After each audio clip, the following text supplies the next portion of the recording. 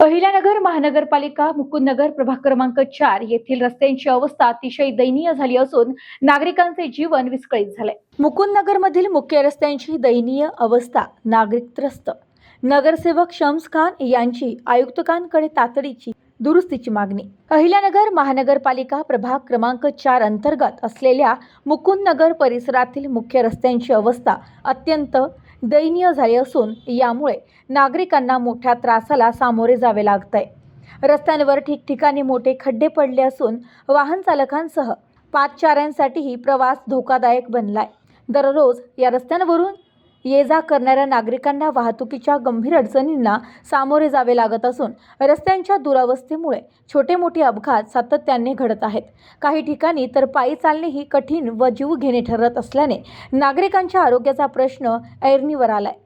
या पार्श्वभूमीवर नगरसेवक शम्स खान यांनी महापालिका आयुक्त यशवंत डांगे यांची भेट घेऊन निवेदनाद्वारे रस्त्यांच्या दुरुस्तीची मागणी केली आहे। रस्त्यांची कायमस्वरूपीची कामे हाती घेण्यापूर्वी तातडीच्या स्वरूपात पॅचिंग करून नागरिकांना दिलासा द्यावा अशी मागणी यावेळी करण्यात आली।